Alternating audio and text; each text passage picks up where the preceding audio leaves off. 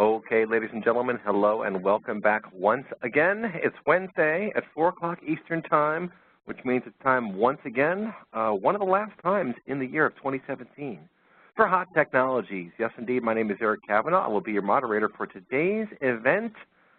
And we're talking about a topic that is far-reaching, to say the least. Right now, it doesn't seem like that. The concept of GDPR, the Global Data Protection Regulation. Let's go ahead and dive right in. This is a lot about yours truly. Enough about me. This year is hot. It's been really hot in a lot of different ways. But the impending regulations from GDPR and from other organizations, quite frankly, are forcing us to rethink what's going on in the world of business, specifically as it results or as it relates to data. So we're going to be hearing from Kim Brushaber of IDERA and also William McKnight from McKnight Consulting Group. And just a couple of quick words about the topic at hand, folks. So GDPR basically says that organizations must have a privacy first and a security first policy with respect to data. And really it's about some of the stuff you may have heard. The whole right to be forgotten, for example, is part and parcel to this whole movement. And it's very interesting stuff. It's certainly valid in terms of its principles and its ethics. In terms of actual implementation, though, it's a pretty serious challenge. So the right to be forgotten says that if you want some organization to not have your data, your personally sensitive data, they have to get rid of it. Well, you can just imagine when some of these really heterogeneous data environments, how difficult that's going to be. To be able to reach into every place where your data is persisted and pull it out, it's just not going to happen, is the bottom line. But nonetheless, organizations need to have policies in place to be able to address those concerns, and that's what the regulators, I'm pretty sure, are going to look for. So it's a big deal. Not only does the organization need to remove your data if you say so, but if they've trained algorithms on that data, technically they're supposed to retrain the algorithms too. That's a tall order, I have to tell you. But it's coming. It's coming down the pike. It's going to be reality in May of next year. And there are other regulations as well. Canada has an anti-spam law that they've passed. That's an impact on how we deal with personal information. Net neutrality is coming down the pike now. Of course, it's being uprooted essentially, and that's going to be changing some things. So there are a lot of these very serious regulations that are affecting businesses across the board and around the world that large organizations really need to start thinking about to prepare themselves for. And so for that, we've got William McKnight online of McKnight Consulting Group to let us know what he thinks and why GDPR is, in fact, just the tip of the iceberg. So with that, William, I'm going to hand it off to you. Take it away. Thanks, Eric. And as you say, as the slide says, this GDPR is perhaps the tip of the iceberg. That's certainly what we think. So it's important that we dive into GDPR in depth because I think it represents a wave of regulation that's coming down the pipe that we have to deal with. And fortunately, Eric, there are some reasonableness standards around that right to be forgotten, which I'll get to.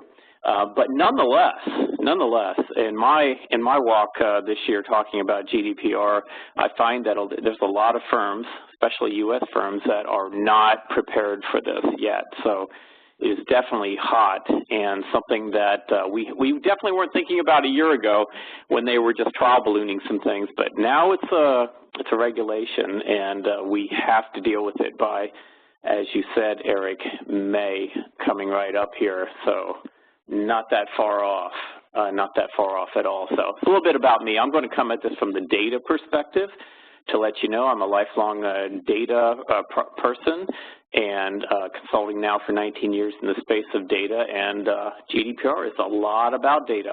And it's also, I'm going to pose a body of solution here as I get into my presentation around data governance.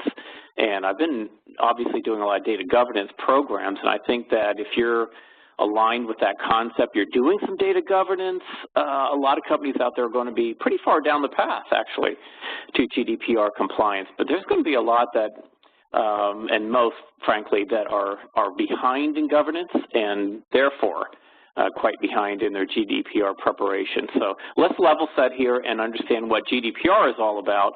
And as we get deeper into the conversation, we'll get into more of the ramifications of GDPR on business life as we go forward into the new year and beyond. So GDPR is for European Union citizen data privacy. It's a regulation, means it has teeth, means it is enforceable. It's not something that is put out there as a suggestion. That already happened, and now it's been formed into a regulation with penalties. I like to start with the penalties because that really gets people's attention. So these are stiff penalties. There's two penalties. There's 2% of worldwide annual revenue, or 10 million euro if a business fails to comply with its data security obligations, but everything else in breach of other provisions, and I'll get into them, that's 4%. So you hear bandied about 4%. And by the way, it's 4% or 10 million euro, whichever is greater. So this is very stiff. People are very serious about this. Enforced beginning May the 25th, 2018. That is a key date. That's when the audits can start. That's when you can get your fines. So definitely you want to be ready for this. Every company I deal with a lot of Global 2000 companies. They're somewhere in their GDPR preparation, some more than others, and some have to be more than others at this point, but certainly it's going to be challenging to meet that date for some, and we will see. It is the most thorough data privacy compliance regime that we've seen to date. When we'll see something more stiff or something that affects maybe the U.S. population more directly, who knows? But it's out there and definitely needs to be adhered to. So it requires organizations to understand what EU citizen PII, we're familiar with PII, right? Personally identifiable information, you know, Social Security, phone number, address, the things that can uniquely identify a person, or quite fairly uniquely identify a person, what they have and how they're using it. So this means inventory. This means regulation within your own companies around this kind of data. And by the way, the U.S. does not have any kind of nationwide data protection law. And the U.S. has always been, I'll say behind, you know, just to put it in perspective, behind Europe in terms of this kind of regulation. And that's continuing. That's continuing with the GDPR. That's pretty evident. And some of you may be, you know, you may know about Privacy Shield. You may be wondering about that. There's about 3 or 4 provisions in GDPR that have any overlap with Privacy Shield, but there's 100 provisions in GDPR, so it's much more than that. Of course, that's still in place as well, and that has to do with U.S. and EU data interchange only, although that's important. So again, I like to start with the numbers. So you heard about the fines. So what about, you know, how do you get prepared for that? So budgeting for GDPR. I've been doing some of this. So this depends on a couple factors. The amount of PII data that you collect on EU citizens. If you collect none, okay, you're probably compliant, don't have to deal with this. But you're probably on this call because you collect some somewhere. The size of your company, obviously, and the maturity of your data governance, which, as I said before, that may be approaching what you need to do to respond to GDPR. And you can expect up to several million USD or euros, as the case may be, for compliance. However, we don't want to just comply with GDPR to check that box. Of course, we got to do that. Hopefully, you're not in that dire situation where you're just desperate to check that box. Look for business benefit, because a lot of the things that you do to support GDPR are good for your business. Data governance is good for your business. And when it comes to the amount of PII data, some is more important than others. Some is going to be scrutinized more than others, like data related to health. It's going to be regulated much more strictly under GDPR than other types of data, and will require compliance with additional obligations, such as conducting data protection impact assessments, which obviously adds to your budget. So a little bit there about budgeting. And in case you're in the UK or the US and wondering how that affects you, GDPR affects the UK, who is still in the EU, by the way, through March 29th of 2019, and whose government has indicated that something like GDPR will continue after that date because, quote, it's a good idea. So UK companies have to comply with it. UK citizen data is certainly on the table for this. And in case it's not clear, if you're a US-based business, if you deal in the EU with EU citizen data, this certainly applies to you. And this has ramifications on your data architecture, right? Because you may end up having to wall off your EU data from everything else and treat it differently. And it affects analytics, as Eric was saying, and how you compile those analytics and so on. It may be more difficult now to get any kind of concept-wide, global-wide analytics going. They may become more localized as a result of GDPR. So, what's in the provisions? There are data protection standards. These all but dictate encryption of data at rest and in motion. So I'll talk about encryption next. There are data breach notification standards.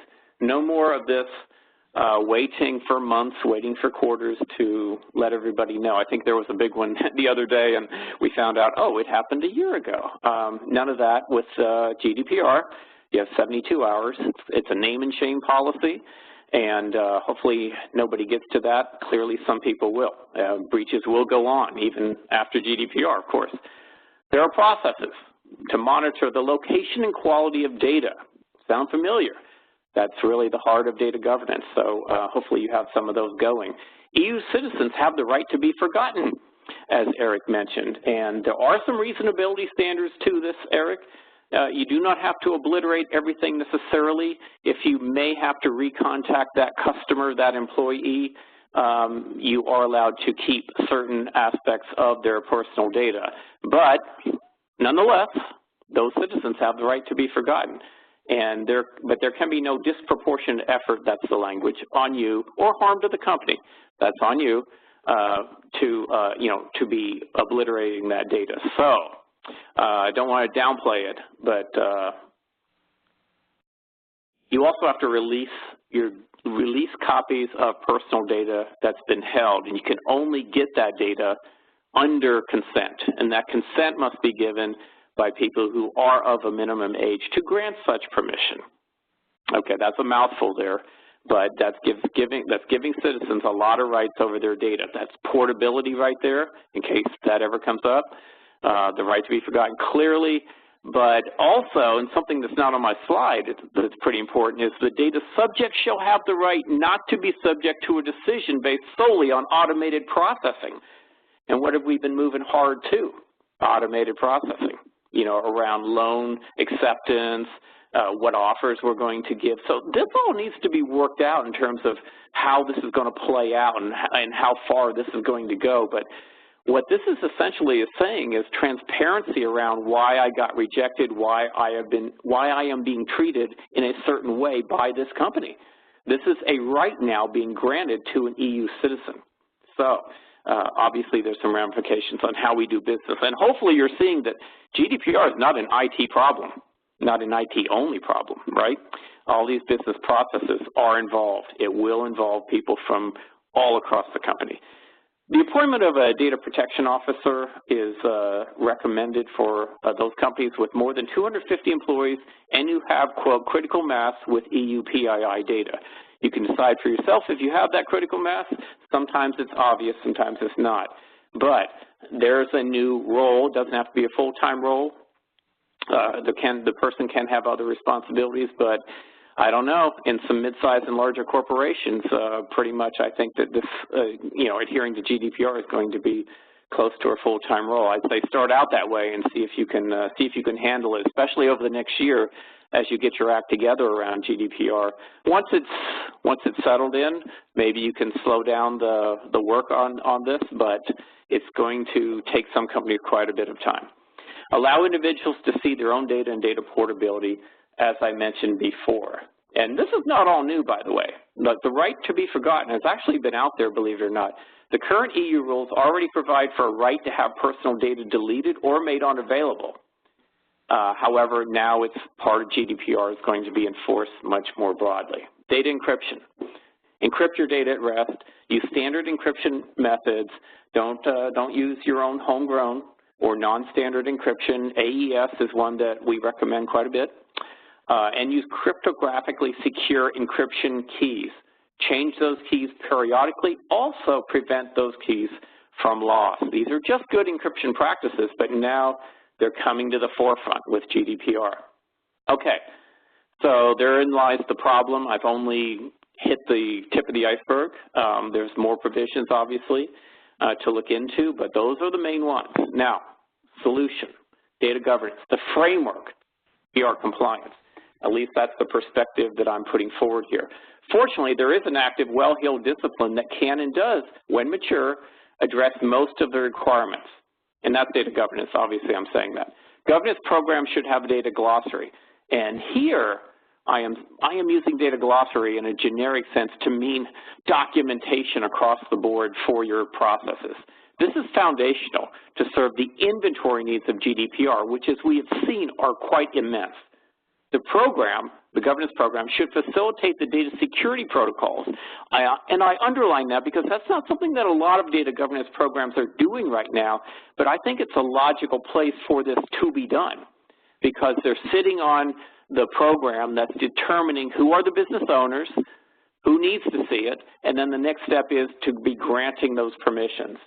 So that needs to be centralized, that needs to be formalized, there needs to be internal policies that are used,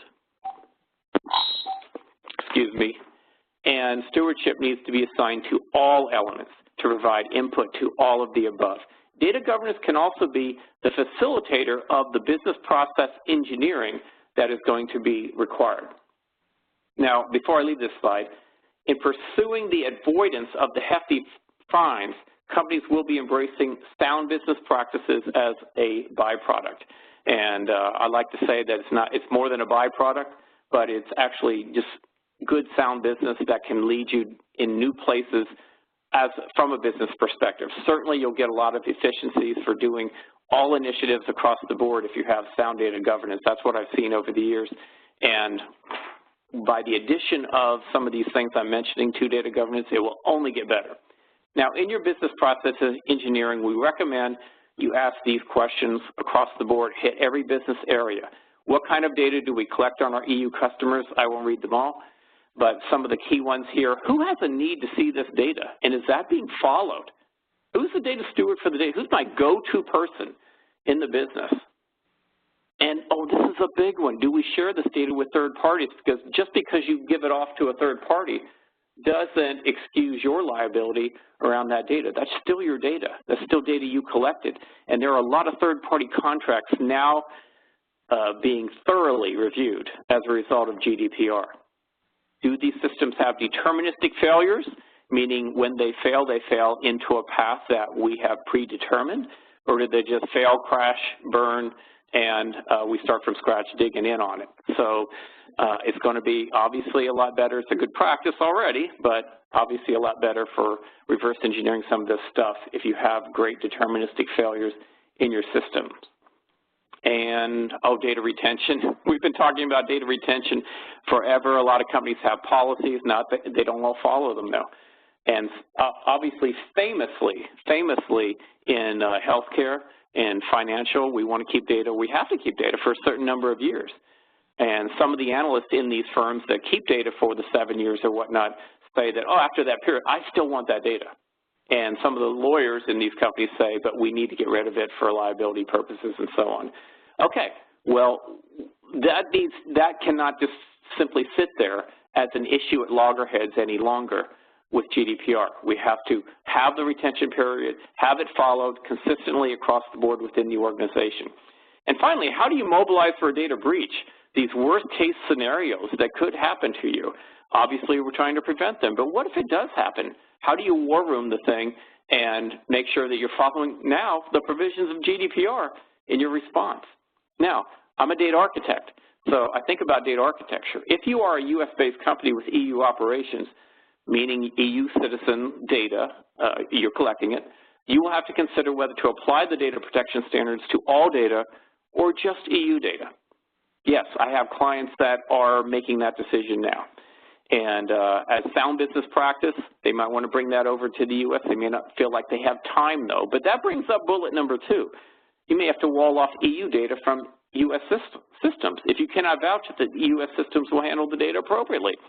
And does that separate data for the purposes of analytics? Are analytics even valid if you're trying to do them, across country? Sometimes yes, sometimes no, right? But You may find that your analytics are going to be muted as a result. And as I mentioned before, artificial intelligence plays in here because obviously we can use AI to go find all the data, help us find all the data. But if we use AI in our customer interfaces, we need to have transparency now with our customer interfaces, and that has never been AI's strong suit. So to try to tell a customer you were rejected because blah, blah, blah, when really it was AI, that now has to be done. So we have to figure out how AI is working, what are the factors. Can't just sit there and be a black box to you anymore. So what do we do now? Establish your GDPR board. Now, I suggest you have your senior privacy officer in there, or if you have a data protection officer, obviously that person, the heads of data governance, operational risk and or compliance as they apply, the head of IT, CIO, if that's the person. If you have a change management person, that would be a great person in there. And just heads of some of the most important departments across your business, and also the head of HR, because privacy training now is going to be huge. Everybody is going to get privacy training or should be getting privacy training when they board up a company, even consultants.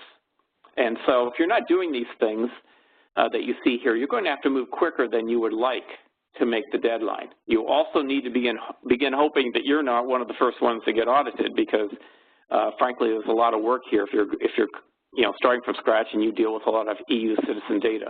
Hire your DPO, inventory your data and your processes, build that plan for data governance, take it from where it is to where it needs to be, and as the case may be, you might want to start it up.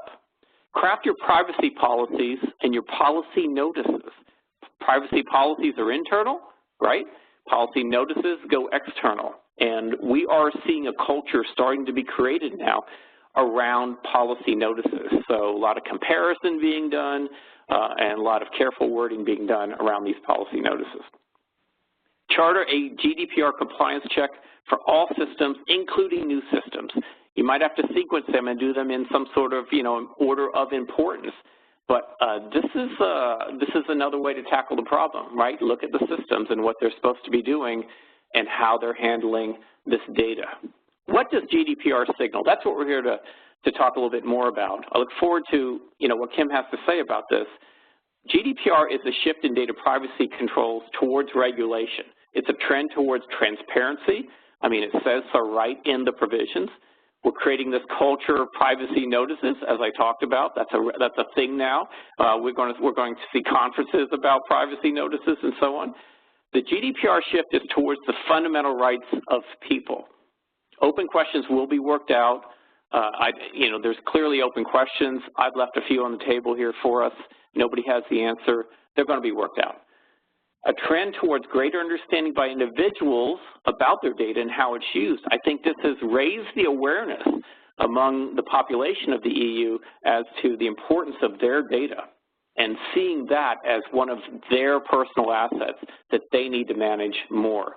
So that's some of the early signals that I see. And Eric, I'll toss it back to you now. All righty, let me hand the keys off to Kim, who can share some of her perspective. But I think that was a good overview, William, and you hit on the key points, namely that this is coming down the pike for sure, and we have to all be very careful, quite frankly. So with that, let me hand the keys over to Kim, and you can share your screen and take it from there.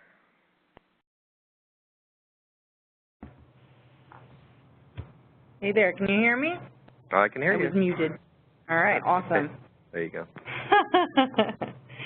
All right, so yeah, William covered some of the same things that I'm going to cover, but I think that they're worth covering again because they're really important. I think that when new regulations are passed down, it's really good to get a lot of different people's perspective and interpretation on it so that something sparks your mind and lets you be able to become even more into compliance. And I'm encouraged by all the people that are on this call that want to know more because I think that come May 25th, there may be a lot of panic for companies that are being chased after, not being in compliance. So my name is Kim Brushaber. I'm the Senior Product Manager at IDERA. I have several products under me that do help with GDPR compliance, and as well as other regulations. And I'm going to jump into some of the information. I'm going to start with some facts and some figures, and then go into a little bit about GDPR, and then specifically how our tools can help you. So one fact is over 5 million data records are lost or stolen every day. We don't hear this reported on the news. We don't hear this come in from other places, but there are over 5 million data records that are stolen all the time right out from under us. The median number of days that attackers stay dormant within your network is 200 days. So many systems are already infiltrated by people who, with malicious intents, who are just waiting for the opportunity to capitalize on your information, mostly within security keys and certificates, but they're just waiting for their moment to pounce. And that's why it has become increasingly more important to handle your data security. The average cost of a single data breach in 2020 is predicted to exceed $150 million as more business infrastructure gets connected to online resources and as more things go up in the cloud. And so, you know, that's a good budget number if you're really concerned about data security to give to your executive team to tell them that this is a serious matter and could cost us a lot of money going forward. So I'm going to briefly go over the EQUIFAX data breach because I think it was the biggest data breach of 2017 to kind of paint out the picture of what it's like to go through that.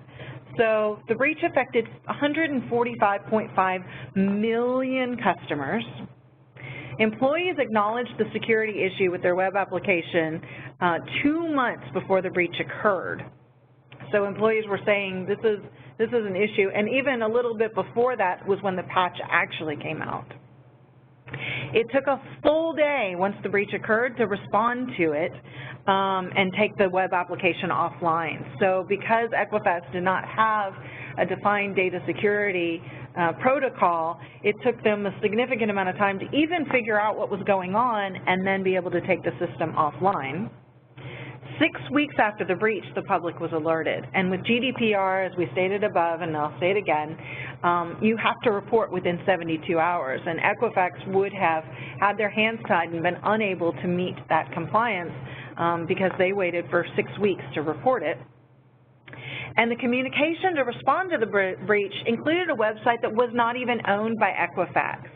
So EQUIFAX themselves were retweeting this suite that wasn't even in their domain. They had reversed some of the words around. Fortunately, it was not a malicious site that was capitalizing on that. But, you know, they obviously were not prepared. They did not have a plan in place, and this became very aware in the public arena.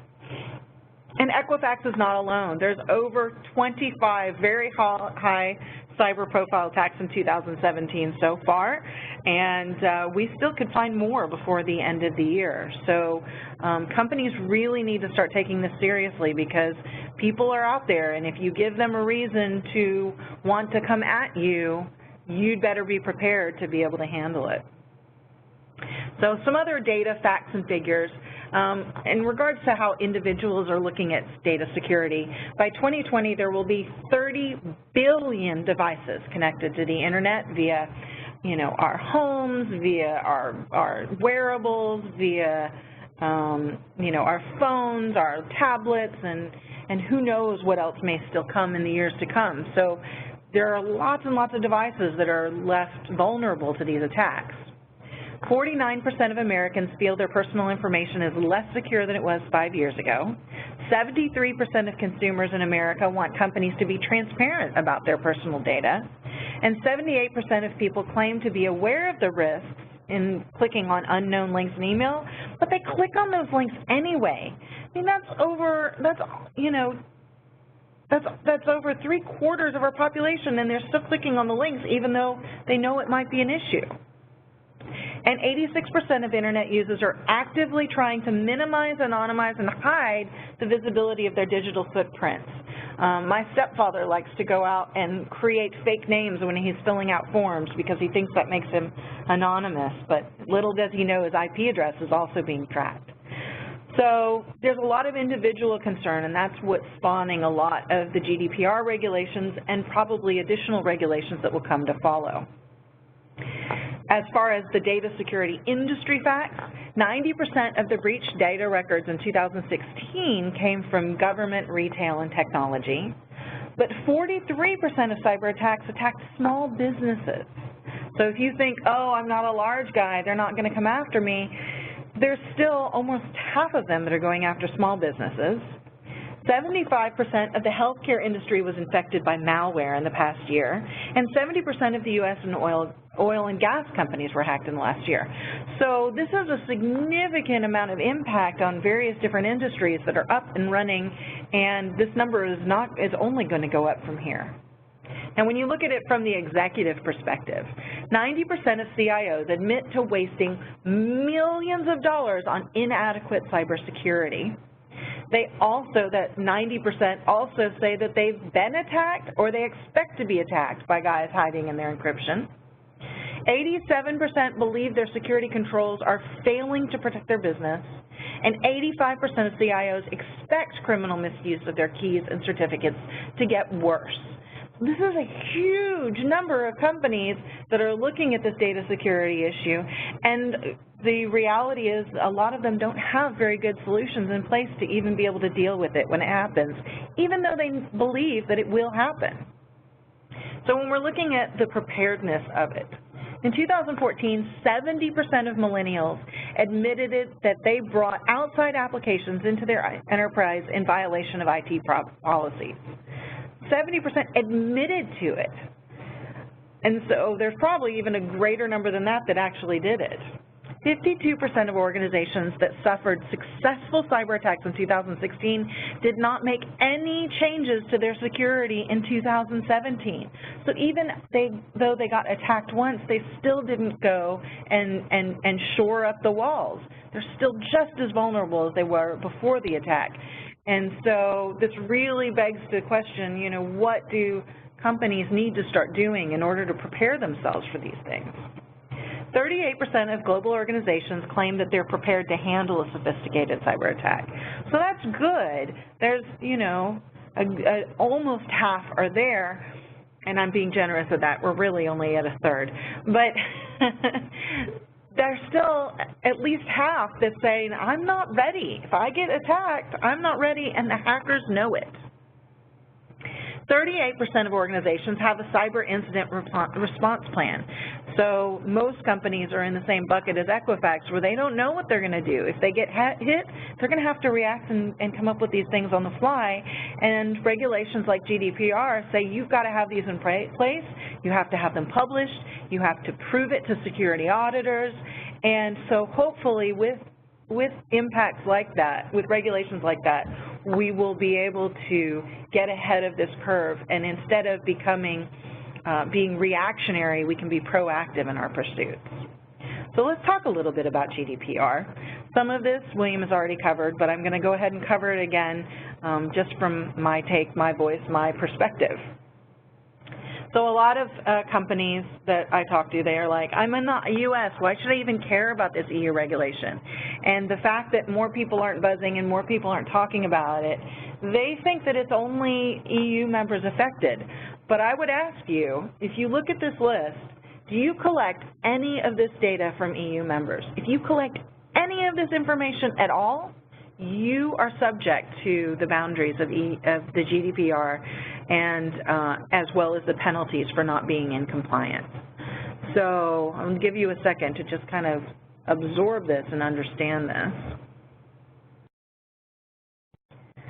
And as William mentioned earlier, these are the penalties and sanctions as referenced in Article 83 of GDPR. At the beginning, you may get a slap on the hand, a little bit of warning saying, hey, get your act together, you know, put this in place. But if you have a really big breach, and depending on how big of a deal it is, they will come back to you for restitution, and it's a significant number, not 10 million, but 20 million euro, or 4% of your turnover/revenue from the previous year.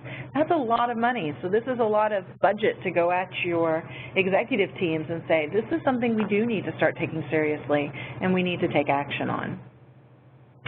So let me go over a little bit of the GDPR principles as outlined in Article 5.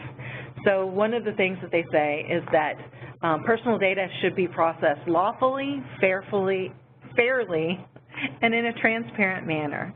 And that means the public wants to know what you're doing with their data. Be transparent about it, and it's got to be published. Most people don't read terms and conditions, but this is new information that you need to be able to communicate so that you can tell them your data is being handled appropriately.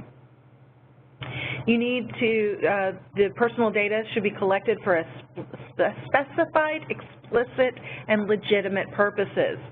So this means that hopefully we can get rid of some of this spam where companies say they're collecting information for a quiz that tells you how interesting you might be, and in reality they're taking your data and selling it back to somebody else to be able to use for whatever their purposes are. So companies now need to be much more responsible and say exactly what they're using your information for. They also say that personal data has to be adequate, relevant, and limited to what is necessary. A lot of companies like to take all their information and put it in a big data pool, and then they figure out what they want to do with the information later, and they collect far more than they may be necessary. So this is saying you can't collect it and use it somewhere else. You also can't just collect everything and hope that later you might find it useful. So you have to be very explicit in why you're collecting the information, and it must be relevant to the data you are collecting. Personal data also needs to be accurate and kept up to date. So you have to give users ways to update their data once that you have collected it on them.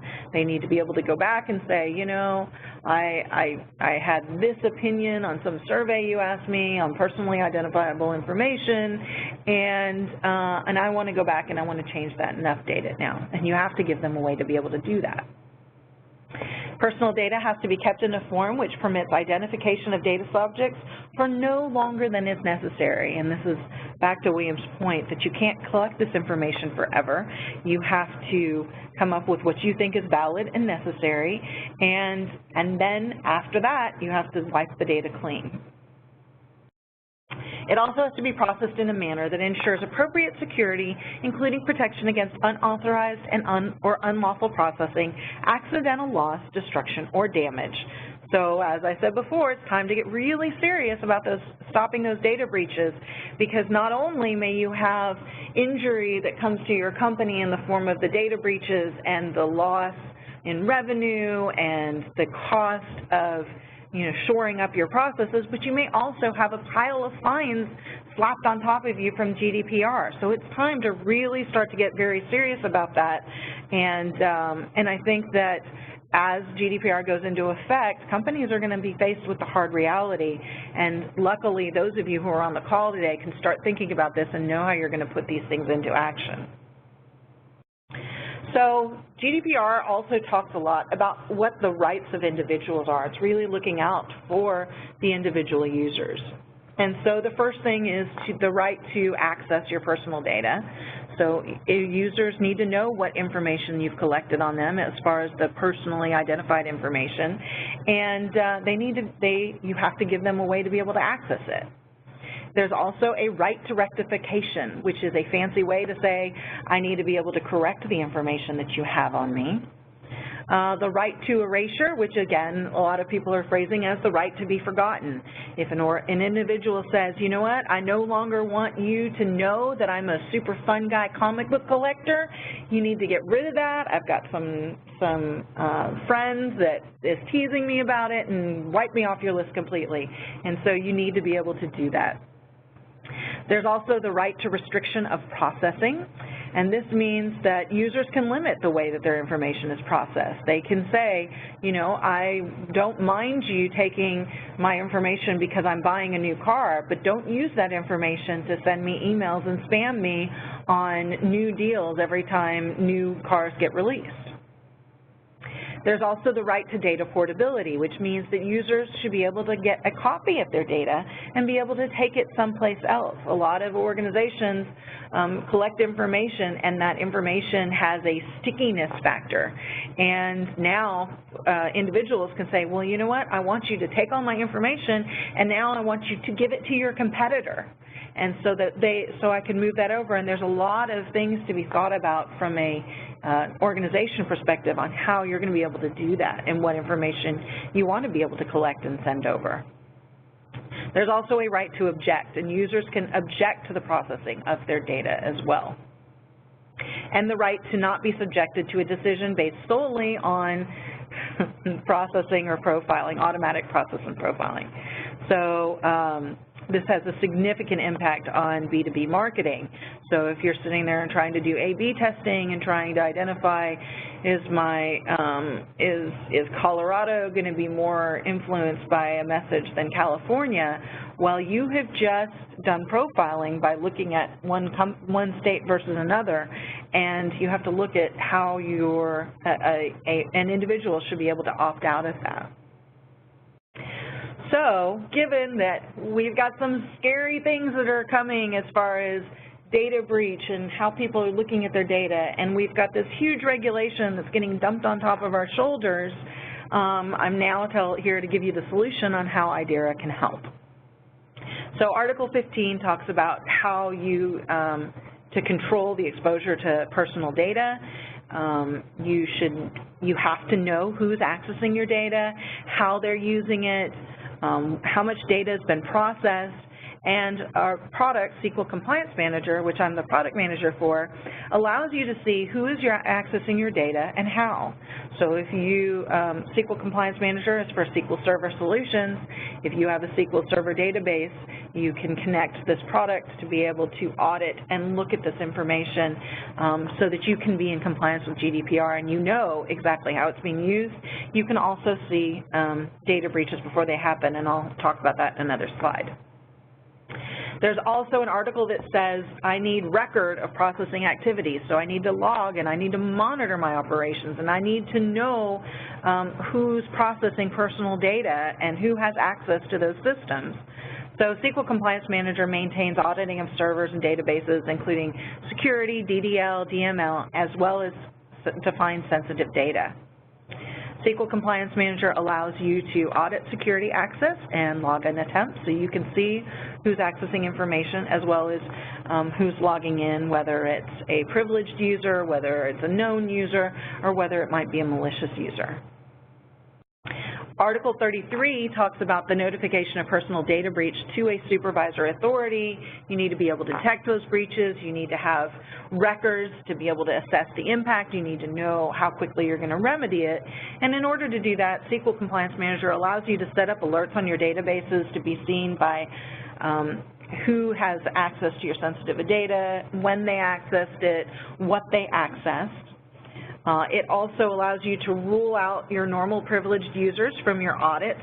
So if you have a systems admin or network admin that you know are going to access it and you don't want to clog up your reports, you can rule them out and say, you know, give me everything that's happening outside of that information. And it allows you to quickly identify if someone is maliciously accessing your data, and you can have alerts that are in place that let you know the moment it starts happening and the moment that the information is accessed, to be able to crack it down so that you don't have to wait a full day to figure out what's going on like EQUIFAX did. There's also an article that talks about data protection and impact assessment, and this is, you know, assessing your risks and understanding what they are, as well as demonstrating and documenting your compliance with GDPR. And SQL Compliance Manager allows you to report on elements that are being monitored. So just to kind of go in a nutshell, auditing your data with SQL Compliance Manager. SQL Compliance Manager allows you to detect failed logins, which is a potential sign of breach, monitor administrative activities and security changes, alert you to the database modifications, audit columns that you define as sensitive information, identify privileged users and track their activities separately from the other users in your system, and report that information is being audited in accordance with several regulatory guidelines. Not only do we cover GDPR, but we cover HIPAA, PCI, anything, FERPA, SOX, all of the regulatory guidelines when they come to auditing your information and understanding what's being accessed, we have those regulatory guidelines in place. We have additional products at IDERA for GDPR preparation as well. So beyond just the auditing that SQL Compliance Manager does, we have a ER Studio Enterprise Team Edition, which can help you document your data processes and incorporate data standards into your data model. It also, you can create data glossaries that William was talking about in a previous slide. As I've stated here with this presentation, SQL Compliance Manager can help you to audit your information to make sure the wrong people aren't accessing your data, as well as proving this to their auditors. SQL Safe Backup can help you encrypt your data and your backups. Encryption is an essential part of GDPR, which I didn't cover in great detail because I wanted to focus a lot on Compliance Manager's assets, but SQL Safe Backup does a lot of the encryption for you so that your data can remain safe. SQL Inventory Manager can ensure that the servers are patched and up to date so you don't end up in a case like EQUIFAX where they had an out-of-date patch which gave them a big security hole that people were able to use maliciously. And SQL Secure can audit privacy and encryption standards. For more details on the IDERA community website under our blog, I've posted a Getting Prepared for GDPR as well as looking towards 2018 and understanding what GDPR's impact is going to be. And there's also, you certainly can download a trial copy of SQL Compliance Manager at IDERA as well as any of the other products that I just mentioned previously in the slide. So at this point, I'm going to go ahead and hand the presentation back over to Eric so that we can ask some questions. Okay, good. And you touched on a number of really interesting things there, Kim, one of which I thought this is kind of simple, but it's pretty clever. You talked about detecting failed logins. It seems to me that's a pretty good sign that someone's up to no good, right? Absolutely. Absolutely. If you see somebody who's been trying to access and crack your password, that's a very quick way to be able to say, someone's not doing what they should be. I mean, maybe a couple of times you might type your password incorrectly, but if you see 30 of those come through, that's a bad sign. Yeah, and so the key here is to set your alerts with the proper context. What else can you tell us about how to manage the process of setting up alerts and deactivating ones that aren't doing what they should be doing, and how much of that stuff can be automated? Yeah, so Compliance Manager does have a lot of configurable alerts as well as reports that you can review. We go through your SQL traces and we have that automatically tracking, and we have a lot of it that's already pre-set up and predefined, but there's certainly a significant amount of customization you can do as well. Yeah, and William, I'll bring you into this. It seems to me that's one of the areas where we're going to see machine learning come into play over the next 2 to 10 years or so, is looking at all the different possibilities, looking at all the different ways that a system can optimize its efficiency, its effectiveness around issues like breaches and so forth. Is that your take as well? Yeah, absolutely. I think that we're building systems now that repair themselves, so the 24/7 monitoring is starting to slip away and become a thing of the past, although we still need that kind of uptime. I think the systems are largely getting that built in and figuring out what it is that is wrong. Do we need to allocate more space here or what have you? So yeah, I think that's definitely a part of our future. Anything out there that can be mapped to some steps of action to take in response to something is definitely vulnerable to artificial intelligence. Yeah, it's a good point. And I'll throw one more question over at you, William, because I know you do a lot of research into this space. One of the things I've been waiting for now for quite a while, and I don't think we're there yet. I think we're getting close, just from what I've been reading and thinking about, is a day when there will be technology to absorb regulatory issues to the actual wording of these things and map that to functionality in software. I think we're, like I say, we're still a ways from that. I can't imagine there's not someone working on it. But have you come across anything like that, or are we still at a point where human beings need to look at the rules, really try to understand them, codify them in machine code, essentially, and then port that over to their various applications? I certainly get the concept that you're sharing here. I'm not familiar with anything going on, towards a rollout in an environment that is related to that. I will say, in general, though, obviously we are starting to tell the machines not what to do, but what the goal is, what we want to do, and then machines are getting a lot smarter about figuring out the details.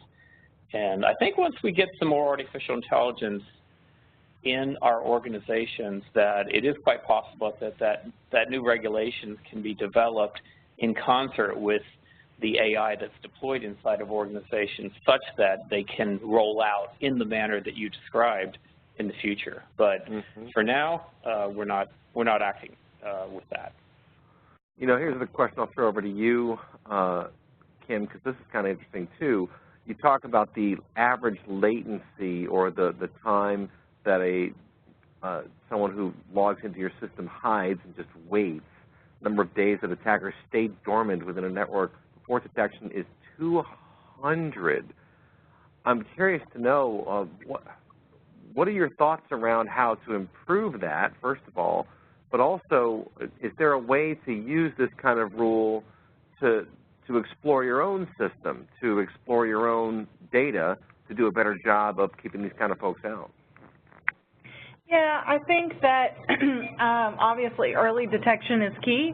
You need to figure out that these malicious sites are accessing your information and be able to lock it down.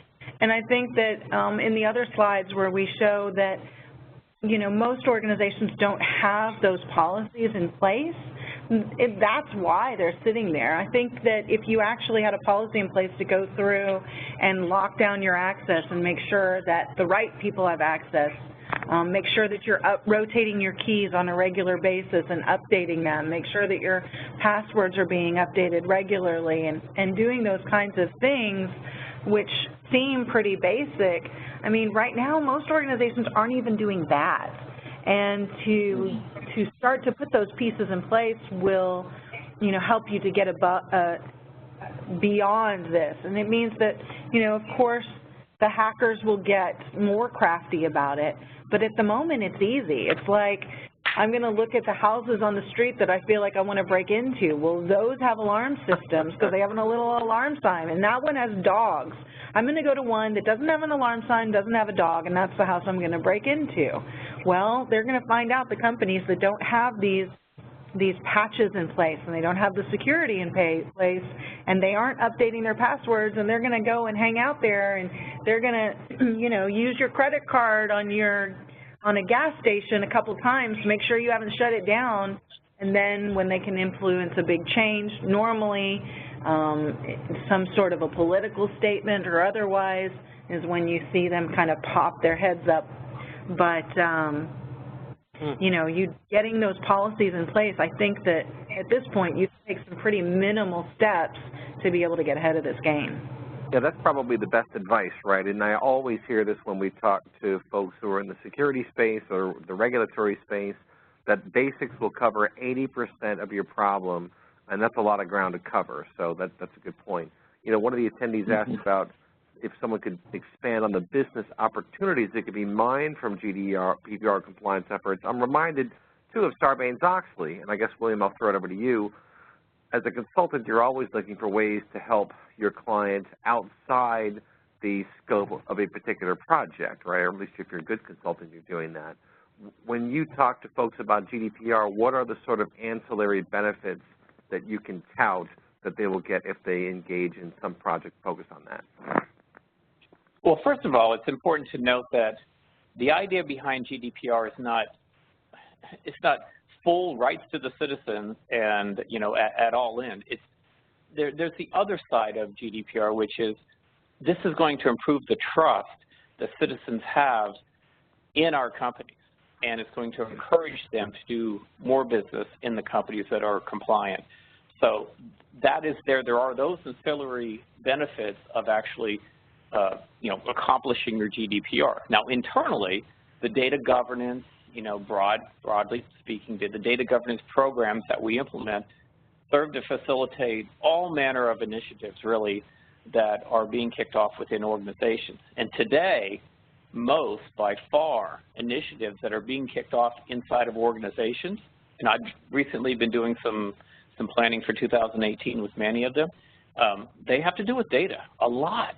They're like 65% to 90% all about the data, whether you're talking about telematics or a customer 360 program or a dashboard to monitor salespeople. It's largely about the data. And so anything that manages that data better, that puts it in a better architecture, that names people that are the go-to people that can answer any and all questions about that data that really care about it, like a data governance program would. Anything that gives us a data glossary, like Kim was talking about with her tools, anything that does that is very helpful to making these initiatives much more efficient, de-risk them, shrink the time, shrink the budget for them, and get us to an agile time to market a lot faster. And really good things for a company, doing initiatives, which is all companies. Right. No, and I love that concept of trust, right? I think trust is a very underappreciated reality in our world, and frankly, most business runs on trust. It really does when you get right down to it. So I'll throw it over to you just for some closing comments, Kim.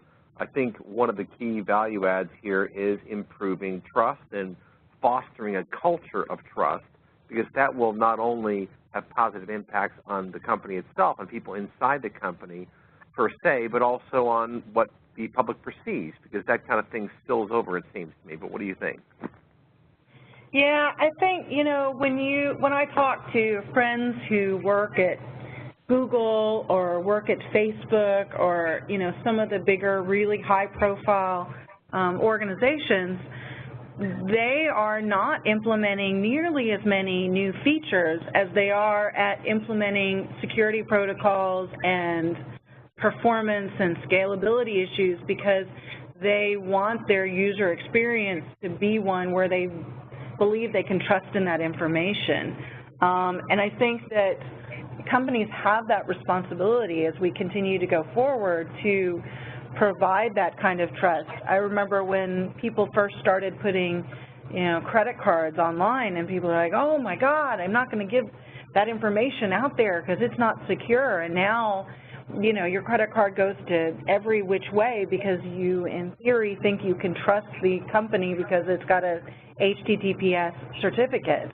And then you hear about, the Target data breaches where credit cards they were like, oh, you better trade out your credit card because we let go of that information.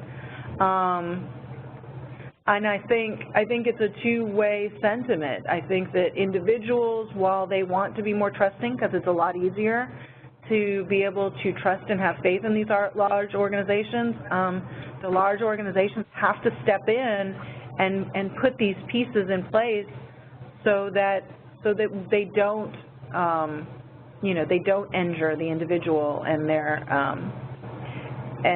or you lose market share. People say, well, you know what, I'm not going to shop at Target anymore. Now I'm going to shop at Amazon. And I think trust is a big issue, although, like we said, 78% of people are still going to click on that link in an email, even though they know they might not. So there's a certain amount of protection of people even when they do trust you. Yeah, it's a good point. And you know what? I'll throw one last question over to you, William, or at least one more. We got some good ones coming in now. An attendee writes, GDPR is moving identity management back to the customer where it belongs. Equifax permanently damaged 149 million consumers, it's very true, contaminating the digital economy. What changes do you see happening in the U.S.